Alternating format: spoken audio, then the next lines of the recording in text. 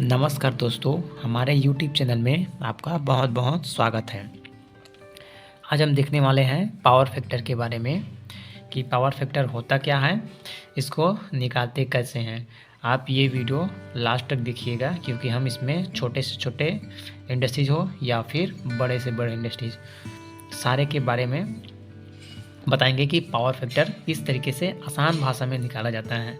हम वो जो टेक्निकल जो जोड़ घटाव होता है उसके ज़रिए से नहीं, आपको हम आसान से आसान भाषा में आपको आज समझाएंगे कि पावर फैक्टर जल्दी से जल्दी कैसे निकाला जाता है, चाहे बड़े से बड़े कोई से भी इंडस्ट्रीज हो या फिर छोटे से छोटा कोई से भी इंडस्ट्रीज हो। देखिए, ये जो पावर फैक्टर होता है इसी के माध्यम से ही आपका जो इलेक्ट्रिसिटी बिल है कम आता है या फिर ज़्यादा आता है। अगर आपका पावर फैक्टर ख़राब है तो आपका जो बिजली बिल है ज़्यादा आएगा, आपको ज़्यादा पेनल्टी लगेगा। अगर आपका पावर फैक्टर सही है, ठीक है, तो आपका बिजली बिल आपका पेनल्टी एक्स्ट्रा नहीं लगेगा बल्कि आपको एक्स्ट्रा बेनिफिट मिलेगा। तो ये जो पावर फैक्टर है इसको निकालते कैसे हैं इसके बारे में हम आगे बात करते हैं। तो चलिए चलते हैं वीडियो पे अपना कॉपी पे। तो ये हम आ गए अपना कॉपी पेन पे। तो ये जो पावर फैक्टर जो होता है ये हमारे बिजली बिल को कंट्रोल करता है। सबसे पहले हम जान लेते हैं कि जो हमारा जो पावर फैक्टर है, पावर फैक्टर, ये जो पावर फैक्टर है होता क्या है, कि ये जो हमारा जो पावर फैक्टर है होता क्या है, इसके बारे में हम समझ लेते हैं।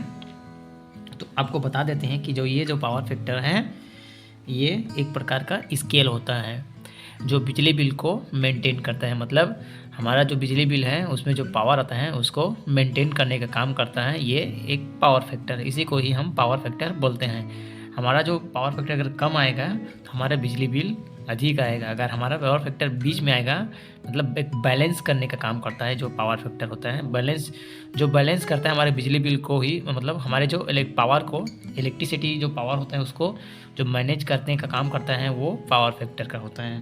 तो इसे ही पावर फैक्टर कहते हैं।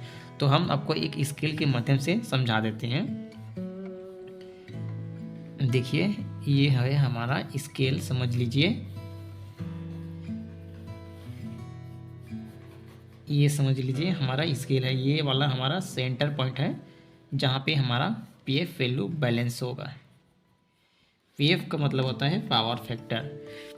ये देखिए, ये है हमारा 96 इसलिए लिए क्योंकि इससे नीचे जाने पर हमारा पावर फैक्टर या फिर 96 आने पर हमारा पावर फैक्टर बैलेंस रहता है। हमारा बिजली बिल ना कम आएगा ना ज़्यादा आएगा। जितना आपका बिजली बिल रहेगा उतने ही आपका बिजली बिल आएगा, आपको एक्स्ट्रा पेनल्टी नहीं लगेगा। अगर बात कर लेते हैं यहाँ पे, अगर 80 है तो आपका बिजली बिल अधिक लगेगा, आपका पावर फैक्टर ख़राब है। ठीक इसी तरीके से इस तरीके से हमने इसको बना दिया है एक स्केल के रूप में। इधर हमने लिख दिया है 99 और ये आ गया आपका 1 जो हमारा पावर फैक्टर होता है वो सबसे अच्छा माना जाता है। 1 सबसे अच्छा, मतलब 1 और 99, ज़्यादातर तो 1 कम ही आता है, लेकिन 99 और 1 दोनों बहुत ही अच्छा माना जाता है। अगर आपका 1 है तो और बहुत अच्छा ही है आपका पावर फैक्टर, आपको एक्स्ट्रा बेनिफिट मिलेगा। 96 से नीचे आने पर आपको एक्स्ट्रा बेनिफिट मिलता है और जैसे ही 96 से ऊपर जाएगा तो आपको पेनल्टी लगना स्टार्ट हो जाता है। ये जो है पीएफ है, ये हमारा इलेक्ट्रिसिटी जो पावर है उसको बैलेंस करके रखता है। इसी को ही पीएफ वैल्यू बोला जाता है। तो इसे निकालते कैसे हैं हम आज उसके बारे में देख लेते हैं। तो चलिए चलते हैं, एक मीटर बना लेते हैं सबसे पहले। देखिए, कुछ इस तरीके से आपका जो मीटर होता है, तो यहाँ पे ये एक मीटर होता है। मान लीजिए ये आपका मीटर है, ये आपका मीटर है, समझ लीजिए ये हो गया हमारा मीटर। अब मीटर में इसको निकालते कैसे, देखिए इलेक्ट्रिसिटी मीटर में जो होता है उसमें 2 यूनिट्स होते हैं, मतलब बहुत सारे यूनिट होते हैं, लेकिन हम जो पीएफ वैल्यू निकालते हैं उसका एक यूनिट होता है। वो यूनिट यहाँ पे दिखा देते हैं, ये यूनिट है और वो है, पहला होता है kWh और दूसरा यूनिट होता है kVAh। तो ये जो दोनों यूनिट होता है इसी के माध्यम से ही हम अपना पीएफ वैल्यू निकालते हैं। तो इसको भी समझ लेते हैं कि इसको रीडिंग लेते समय मतलब कैसे इसका रीडिंग ले। देखिए, अगर आप अपना मीटर पे जाओगे तो KWH बहुत सारे मिल जाएंगे। कहीं पे B1 लिखा होगा, कहीं पे P1 लिखा होगा, तो हमें उसको नहीं लेना है। मीटर में सिर्फ KWH और उसके ऊपर नीचे कुछ ना लिखा हो, सिर्फ उसका डिजिट लिखा हो, उसी को ही हमें लेना है। ये इसको ले लीजिए। मान लीजिए ये यहाँ पे लिखा हुआ है इसका 15,226। मान लीजिए ये हमारा आज का यूनिट है। यहाँ का डेट डाल देते हैं। ये हो गया 20/3/2022। हमें 24 घंटे का मतलब KWH लेना पड़ता है। जैसे आज सुबह लिए, उसके बाद कल सुबह लेंगे, तो दोनों को मतलब गुणा भाग करके निकालते हैं। तो अभी बता देते हैं आपको।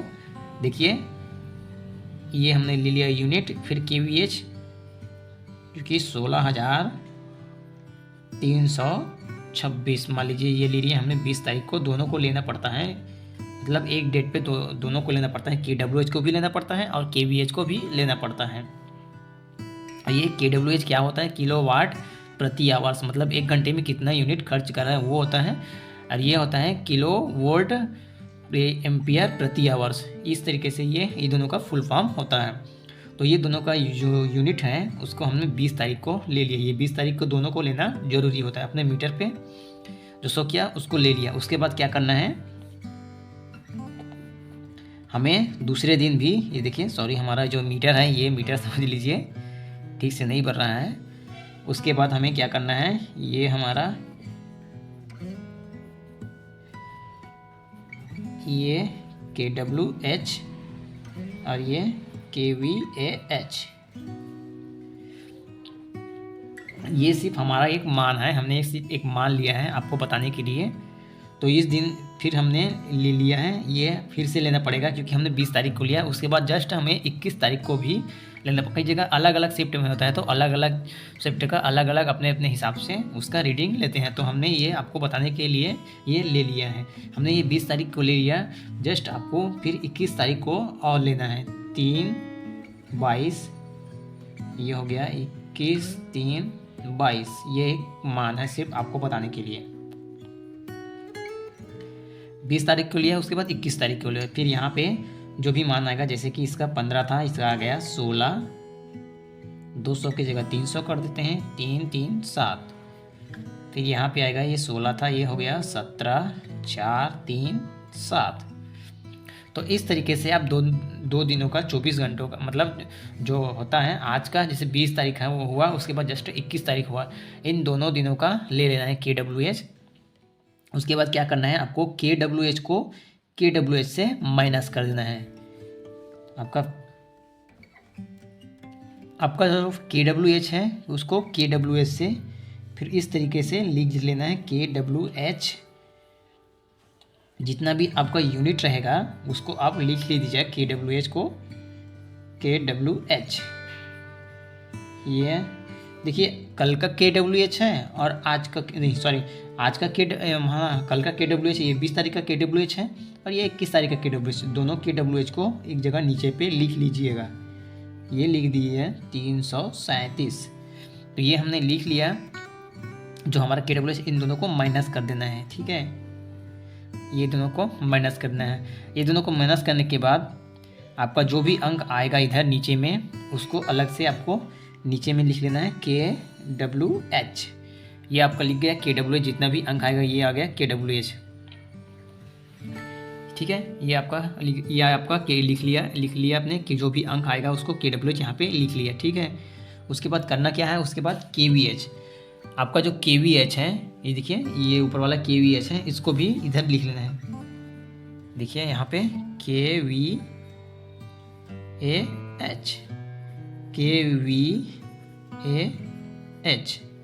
तो आपको लिख के दिखा देते हैं। ये वाला हो गया हमारा 20 तारीख का, 20/3/22 का, और ये वाला हो गया हमारा 21/3/22 का, ठीक है। उसी तरीके से इसमें भी लिख देते हैं। ये वाला हो गया हमारा 20/3/22 का, और ये वाला हो गया हमारा, सॉरी ये हो गया हमारा 21 3/22 का।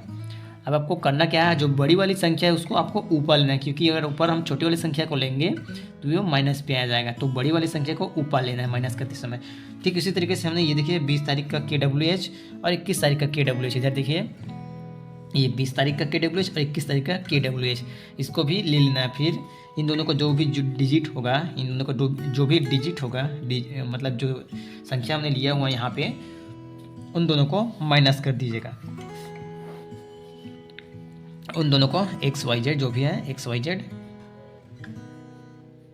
जो भी है, XYZ यहाँ पे जो आएगा, आपने जो लिया था 20 तारीख को लिया था आपका KVH कितना था, और 21 तारीख को आपको कितना KVH लिया था, उन दोनों को आपको माइनस करना। फिर यहाँ पे आ जाएगा आपका KVAH। अब PF वैल्यू निकालते कैसे हैं, अब यहाँ पे आ गया PF वैल्यू। देखिए जो आपने KWH यहाँ पे लिया था KWH, उसको लिखना है ऊपर में KWH, ठीक है, ये लिखिए ऊपर में। उसके बाद नीचे में लिखना है आपका KVAH। अब इन दोनों को आपस में भाग दे देना है। इन दोनों को जो वैल्यू आएगा वही उसका PF वैल्यू होगा, वही उसका आंसर होगा। तो इस तरीके से इसको निकालते हैं। तो एक बार और अच्छे से आपको बता देते हैं। सबसे पहले आपको पावर फैक्टर क्या होता है, सबसे पहले आपको बता दें आपका पावर फैक्टर क्या होता है। पावर फैक्टर वह होता है जो हमारे इलेक्ट्रिसिटी बिल को बैलेंस करने का, मतलब इलेक्ट्रिसिटी हमारा जो पावर है उसको बैलेंस करने का काम करता है, उसे ही हम पावर फैक्टर बोलते हैं। ये इसका स्केल होता है, मतलब 96 नीचे जाने पर या फिर 96 आने पर हमारा पावर फैक्टर, हमारा बिजली बिल है, उस पर कोई इफेक्ट नहीं पड़ता है, पेनल्टी वगैरह नहीं लगता है। 1 को सबसे अच्छा पावर फैक्टर माना जाता है, 99 को भी अच्छा पावर फैक्टर माना जाता है। और जैसे 96 के आप नीचे जाओगे तो आपका पावर फैक्टर लो आएगा, आपका बिजली बिल में पेनल्टी वगैरह एक्स्ट्रा लगने के चांसेस ज़्यादा रहते हैं, मतलब लगता है, एक्स्ट्रा लगता है। ये जो पावर फैक्टर निकालने का तरीका है, ये सारे इंडस्ट्रियल एरिया में लागू होता है। इसके ज़रिए से आप आसान से आसान, मतलब कम से कम समय में पावर फैक्टर निकाल सकते हैं। तो आप कैसे निकालते हैं पावर फैक्टर, सबसे पहले हम चलते हैं। हमारा ये जो मीटर है इसमें 2 यूनिट होता है, एक मतलब बहुत सारे यूनिट होता है। तो इसमें मीटर में जो पावर फैक्टर निकालने का यूनिट जो होता है, एक होता है KWH और एक होता है KVAH। तो मीटर में आपको जाना है, ठीक है। उसके बाद मीटर में आपको KWH के जस्ट उसका नंबर लिखा रहेगा, उसका डिजिट लिखा रहेगा, आपको उसी को लेना है। B1 या फिर 1 2 ऐसे लिखा रहेगा, उसको नहीं लेना है। उसमें आपको 20 तारीख को आपको KWH ले लेना है, उसके बाद KVH ले लेना है। दोनों का रीडिंग आपको लेना है, लिख के रख लेना है मीटर में। जस्ट उसके बाद दूसरे दिन आपको जाना है 21 तारीख को। 21 तारीख को फिर से वही काम करना है, आपको KWH का रीडिंग लेना है और KVH का रीडिंग लेना है। फिर उसके बाद क्या करना है आपको जो अपने जो 20 तारीख को लिया था KWH और 21 तारीख को लिया था KWH, दोनों को आपस में माइनस कर देना है। 21 तारीख और 20 तारीख वाला जो KWH है उसको माइनस कर देना है। जो बड़ी वाली संख्या होगी उसको आपको ऊपर लिख लीजिएगा, क्योंकि हमने यहाँ पे छोटा आपको दर्शाने के लिए, दिखाने के लिए यहाँ पे ऊपर लिख दिया है 20 तारीख वाले को। तो बड़ी वाली संख्या को आपको ऊपर लिख लीजिएगा। उसके बाद क्या करना है आपको, KWH जो आगा, इन दोनों को KWH को 21 और 20 तारीख वाले को माइनस कर देना है। उसके बाद यहाँ पे आपको लिख देना है। फिर उसके बाद वही प्रोसेस आपको सेम KVH में करना है। KVH का आपको 20 तारीख का जो रीडिंग लिया था उसको यहाँ पे लिख लेना है। फिर KVH का 21 तारीख को जो लिया था आपको उसको यहाँ लेना है, दोनों को आपस में माइनस कर देना। फिर यहाँ पे उसका जो आएगा माइनस उसको यहाँ पे लिख लेना है। फिर आप आते हैं PF वैल्यू निकालते कैसे हैं। उसके बाद आपने जो PF जो वैल्यू जो यहाँ पे निकाला था कि जितना आया था उसको आपको यहाँ पे ऊपर में रखना है, ठीक है। फिर आपका KVH को नीचे में रखना है। फिर इन दोनों को भाग देना है। भाग देने के बाद जो आएगा वही आपका PF वैल्यू होगा। तो इस तरीके से PF वैल्यू निकाला जाता है। आशा करते हैं कि आपको अच्छे तरीके से समझ में आ गया होगा। अगर वीडियो आपको अच्छा लगे तो हमारे वीडियो को लाइक करना, शेयर करना एंड सब्सक्राइब करना। धन्यवाद दोस्तों, फिर मिलेंगे अगले वीडियो में।